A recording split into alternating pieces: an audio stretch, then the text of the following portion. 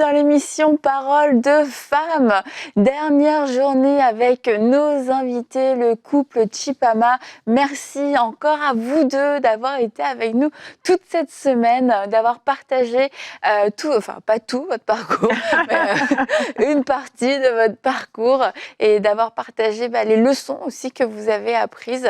Je pense qu'il y a de grandes leçons à en tirer. Alors j'espère que chez vous, vous avez pu prendre des notes et qu'il y a des choses qui vont changer dans votre vie parce que Jean-Claude et Mireille ont été généreux avec nous cette semaine. Vraiment, merci. Et je réalise la grâce parce que beaucoup de gens attendaient sûrement avec impatience ce genre de conseils, auraient aimé vous poser ces questions, mais tout le monde n'a pas eu l'occasion peut-être de s'asseoir avec vous pendant plusieurs minutes, heures ensemble.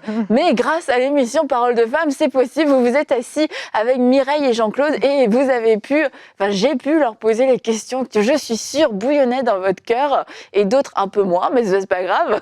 Et ils ont pu nous apporter beaucoup de réponses, d'éclaircissements. En tout cas, merci. Vous élevez les standards, hein, je dois le dire. Vous élevez les standards. Là, Jean-Claude, tu m'as un peu scié avec le coup des parents bénévoles. Je me suis dit, purée. Il prend l'avion pour participer au comité. Mais bon, écoute, je suis admirative de tout ce que Dieu a fait dans votre vie, de la grâce qui repose sur vous, la faveur, et puis aussi l'humilité, je dois le dire, vraiment, il y a beaucoup d'humilité, et je crois que c'est aussi pour ça que Dieu a pu vous prendre et vous amener, et continue de vous amener. Dernièrement, on disait que le Seigneur a ajouté, et aussi, après l'écriture de votre livre, Complice et audacieux, que Jean-Claude et Mireille ont écrit ensemble, où ils nous partagent une partie de leur histoire, les débuts, comment vous êtes passés à travers différentes saisons de votre vie. Et puis, à chaque fin de chapitre aussi, il y a les leçons à retenir. Donc, à la fois, on découvre et on apprend et on met en pratique, parce qu'il n'y a pas de temps à perdre. Pas de temps à perdre. J'ai retenu, j'apprends. Et depuis, en fait, l'écriture de ce livre, il y a eu aussi des ajouts dans votre vie. Le Seigneur a ouvert encore plus, a étiré encore plus, et vous êtes devenu pasteur ICC sur pas un, mais 2 campus, Kinshasa et Montréal, depuis maintenant, depuis combien de temps? Un an. Un an. Ouais. 1 an et quelques mois. 1 mois et 4 mois. Soyons précis, j'allais le dire. Donc voilà, une nouvelle voie sur laquelle Dieu vous amène et où je crois que vous allez faire beaucoup de bien. Vous avez été encore une grande source de bénédiction. Et aujourd'hui, ensemble, on veut parler justement de la vie spirituelle qui n'est pas réservée aux pasteurs, parce que Jean-Claude et Mireille n'ont pas attendu d'être pasteurs pour avoir une vie spirituelle. C'est bien ça aussi, oui, le secret et la clé. Et vous nous en avez parlé un petit peu tout au long de la semaine, que vous avez mis le Seigneur au centre de votre vie, que ça a été votre fondation pour savoir quels sont ses projets, pour savoir quel choix prendre pour vous, votre vie, comment ajuster votre vie au jour le jour. Et puis, c'est de ça dont on va parler. Et puis, écoutez, je pense que vous serez tous d'accord avec moi qui avez suivi cette semaine.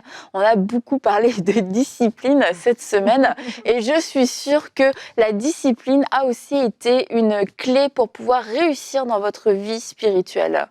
Exactement. Je dirais que la discipline dans la consécration à Dieu.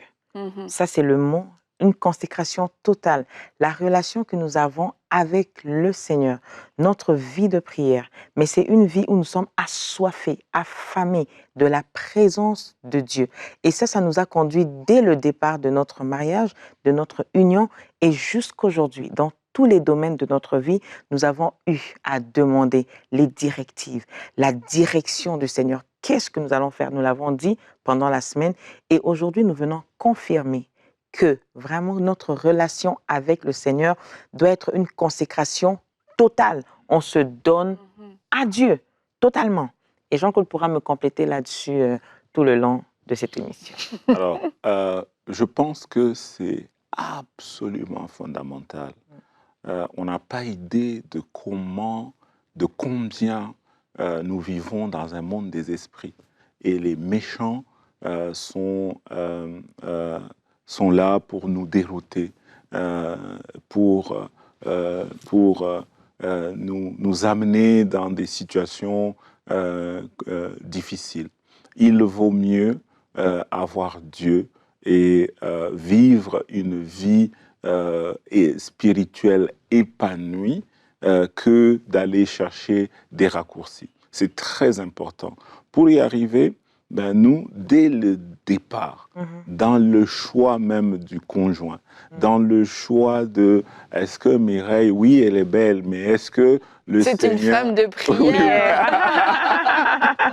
Est-ce que le Seigneur valide ce choix? Alors je vais prier, je vais pleurer, je vais gémir, soupirer à Dieu en disant Seigneur, s'il te plaît, dis-moi, est-ce que je suis sur le droit chemin?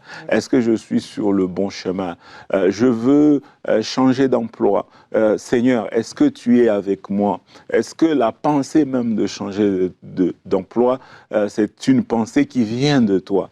Est-ce que je veux acheter une maison, je veux voyager, je veux choisir l'école des enfants? Dans tout ce que je fais, y compris dans la réflexion stratégique dans l'entreprise. Je vais au début de l'année, là dans une semaine, je rentre en retraite stratégique pour la banque. Donc je vais, Seigneur, montre-moi les plans, les clés.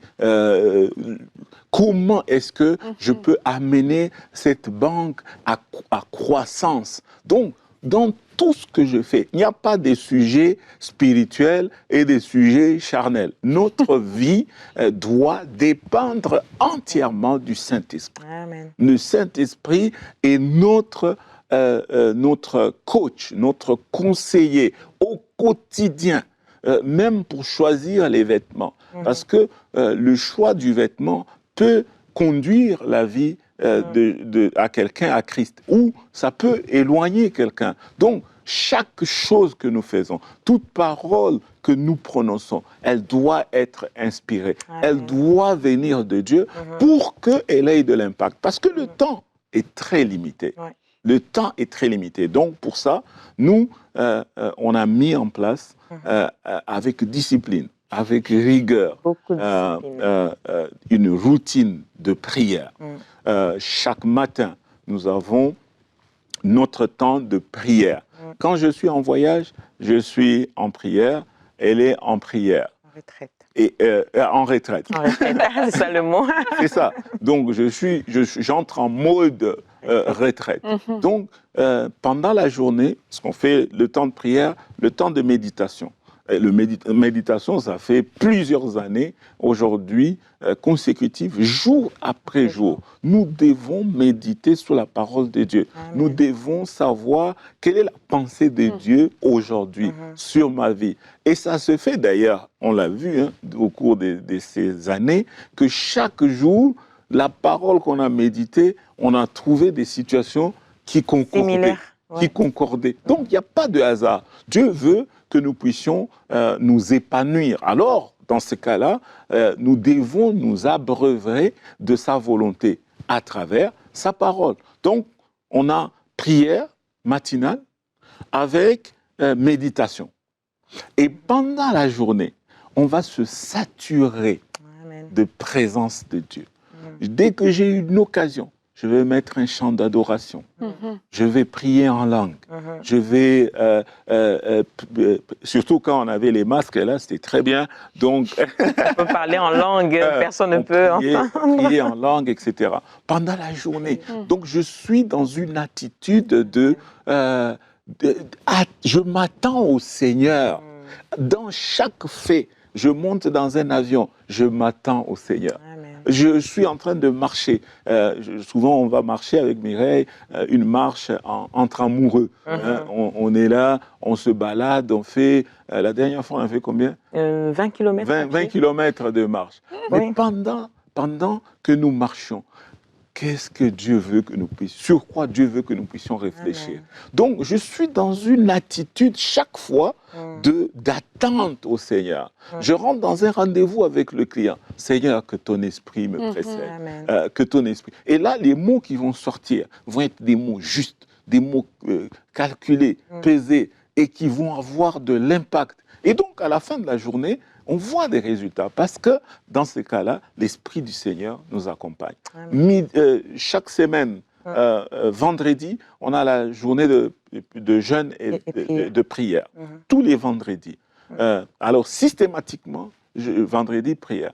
On a rajouté, en fonction des saisons, aussi des mercredis pour des prières particulières. Donc, on avait, à un moment donné, instauré le jeûne de mercredi aussi. Donc, nous devons avoir une vie individuelle, une vie commune en tant que couple, une vie familiale, une vie de prière, une vie spirituelle, de partage, de méditation, de discussion. Souvent, on s'appelle le soir avec Mireille. Ah, mais tu as lu aujourd'hui, qu'est-ce que tu as vu? Regarde, qu'est-ce que la parole d'aujourd'hui, elle t'a dit quoi aujourd'hui? Ah, tu as écouté tel enseignement. Est-ce que tu as réécouté l'enseignement tel? Maintenant, il t'envoie plus des lettres. Non, c'est fini, là. Il t'appelle.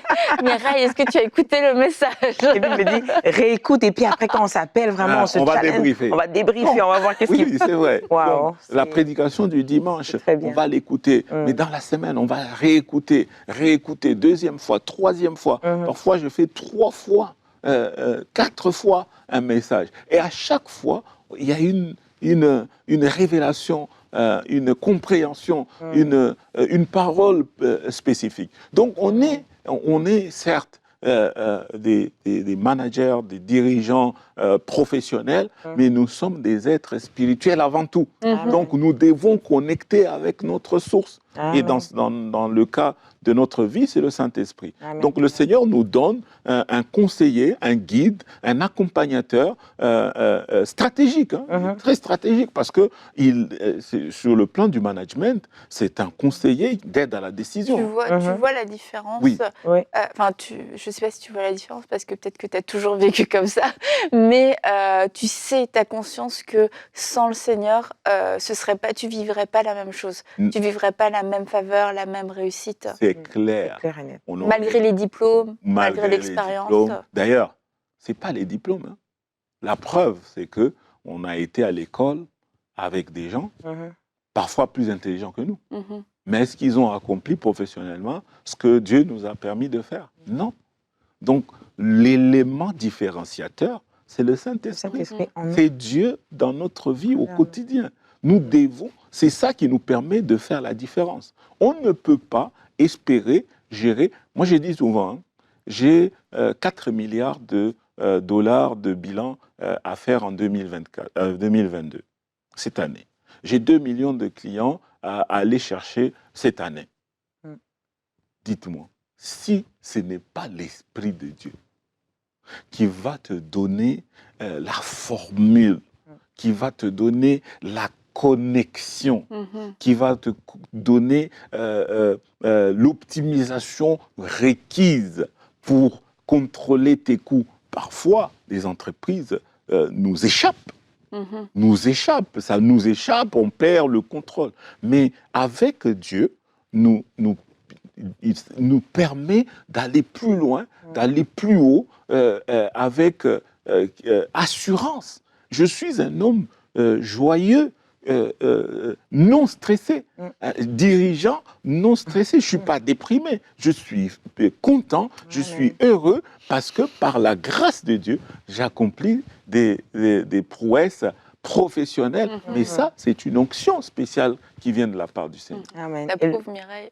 Et le Saint-Esprit nous rend justement capables de faire ce qu'on n'est pas capable de faire naturellement. Donc, il nous donne une capacité surnaturelle. On l'appelle la marche par l'esprit. Tout ce que Jean-Claude est en train de dire, c'est la marche par l'esprit. Conduit, dirigé par l'esprit. Et le Seigneur a besoin des vases de terre inutiles, par qui il traverse, il veut passer par nous pour faire éclater sa gloire. Alors nous, on a dit, Seigneur, envoie-nous. Seigneur, utilise-nous pour des stratégies professionnelles, spirituelles, dans tous les domaines. Seigneur, passe par nous, nous sommes des vases, nous sommes disponibles et disposés pour toi, afin que tu puisses transmettre, parler, donner des stratégies comme tu veux. Mais comme Jean-Claude le dit, même à la banque, Nous prions pour des stratégies du travail à la banque et il a des révélations venant du Saint-Esprit parce que nous l'avons demandé, parce que nous soupirons, nous demandons au Seigneur de tout notre cœur. Alors là, je t'assure, Annabelle, il repent et puis on voit les changements. Sans le Seigneur, nous ne pouvons rien faire. Sans Dieu, il n'y a pas de vie. Juste des capacités. Non. Il ne s'agit pas juste de leadership. Non. Il ne s'agit pas de diplôme. Parce que comment on peut passer de la vente du téléphone à la gestion des satellites? Comment on peut passer des satellites à la banque? Comment on peut conseiller en ingénierie financière à des sociétés qui font plusieurs millions de dollars? D'où vient la capacité? D'où vient la sagesse? La sagesse ne peut venir que de Dieu. Amen. Donc, c'est pour ça que nous, on est confiants. C'est Dieu qui rend capable.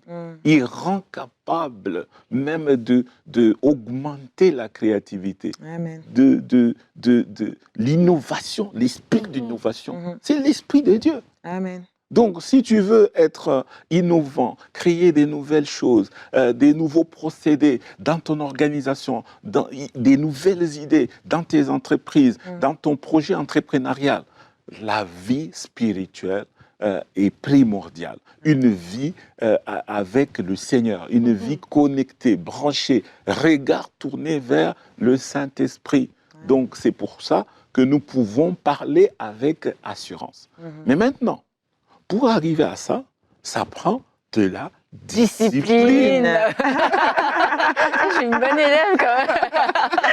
Oui, parce que tu vois, comment c'est un mal dans notre société aujourd'hui, c'est le fait de ne pas avoir le temps. C'est une belle excuse aussi qu'on peut se donner. On n'a pas le temps pour ça, on n'a pas le temps pour ça, et on n'a pas le temps non plus pour le Seigneur. J'ai pas le temps de prier, j'ai pas le temps de méditer, j'ai pas le temps de jeûner, j'ai pas le temps de servir Dieu parce que je suis trop occupée à cause de mon travail, à cause de mes projets, à cause de ma famille.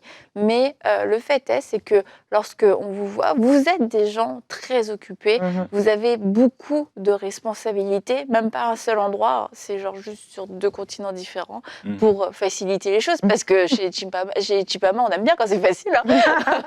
Pas du tout ça. Mais pourtant, vous en avez fait une priorité et c'est pour ça que vous avez toujours le temps pour le Seigneur. C'est même pas une question que vous vous posez le matin. Ah, est-ce qu'aujourd'hui j'ai le temps? C'est que non, c'est écrit, c'est inscrit dans l'horaire, c'est inscrit dans l'ADN. Donc vous prenez ce temps-là parce que c'est non négociable. À partir du moment que je sais que je suis dépendant du Saint-Esprit pour accomplir ce que Dieu veut que j'accomplisse.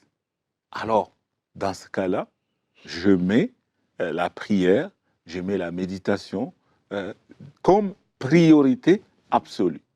Est-ce que vous pouvez vous permettre de sortir de chez vous sans vous brosser les dents, sans vous laver, sans porter les vêtements? Non. Non. Merci Mireille. Non. Tu n'osais pas répondre, Annabelle. Non, c'est impossible. Pourquoi? Parce que dans notre conscient et subconscient, brosser les dents est une étape absolument obligatoire.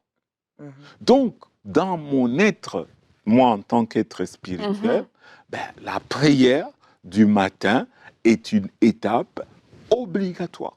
Je ne peux pas bien me sentir si je n'ai pas prié. Je n'ai pas été me ressourcer. Donc, je suis conscient que ma batterie spirituelle s'est déchargée dans la journée. Il faut que je la rebranche. Il faut que je la charge pour qu'elle reste opérationnelle. Est-ce que Jean-Claude, oui. Est-ce qu'il y a eu des moments où tu as trouvé ça plus difficile à concilier? Merci. J'espère qu'il va dire oui. Oui, parfois, on lève les 2 mains. Toi aussi, Mireille, il y a eu des moments où tu as trouvé ça plus difficile? Oui, difficile, très difficile à remonter. Parfois, on a de la lourdeur, parfois, on n'a pas envie, on a juste, on veut se coucher, on veut dormir. Enfin, oui. humainement, la Bible est claire, la chair a les désirs contraires à ceux de l'esprit. Donc, se réveiller la nuit pour prier, ben non, c'est pas facile, c'est pas cadeau, comme disent les Ivoiriens. Donc, c'est pas facile.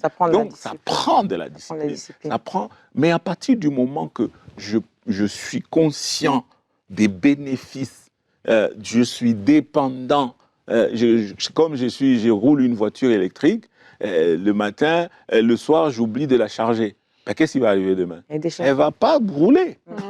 Je ne peux pas rouler. Donc, si je suis conscient de ça, alors, chaque soir, je vais brancher ma voiture pour m'assurer que demain, le téléphone ou la voiture soit opérationnel. Sinon, je suis malade mental de penser que demain, je vais rouler avec une voiture qui est déchargée. Je vais téléphoner avec un téléphone qui est déchargé. Donc, je dois absolument charger. Et moi, ma source, c'est le Saint-Esprit. Je dois me connecter tous les jours. Qu'est-ce que Dieu dit aujourd'hui? Nous sommes entrés peut-être dans une nouvelle saison. Donc, il y a une nouvelle révélation, une nouvelle parole. Comment je vais le savoir si je ne prends pas le temps de m'asseoir et de me brancher sur la source qui est le Seigneur? Donc, dans ma vie, et pour ça, il faut être extrêmement discipliné. Donc, je veux accomplir des buts.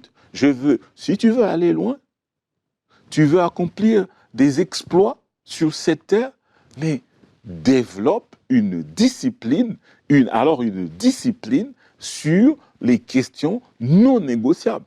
Dimanche, je ne peux pas, pour aucune raison sur la terre, ne pas aller à l'église. Il faut que... Tout le monde va entendre la voix de Jean-Claude. Oui. Je ne peux pas, pour aucune raison. Oui, il faut que je sois alité, parce que je suis... Et attaché, je pense. Attaché, frappé par une maladie, etc. Mais par la grâce de Dieu, ce n'est pas arrivé. Donc, je ne peux pas arriver à l'église, je ne peux pas m'absenter, je ne peux pas arriver en retard. Ce n'est pas possible, parce que j'ai un rendez-vous avec le Seigneur. Donc, cette discipline, le sérieux de mon engagement avec le Seigneur, Dieu va les récompenser. Amen. Dieu les récompense, parce que je veux être... Moi, je suis extrêmement sensible quand il s'agit des choses de Dieu, d'être en retard, de dire oui, et puis je ne veux pas me présenter. Non, si je ne suis pas capable, je dis non. Si je suis capable, je dis oui, et alors mon oui, c'est oui. Donc, dimanche, c'est le jour du Seigneur. Donc, c'est programmé pour les autres.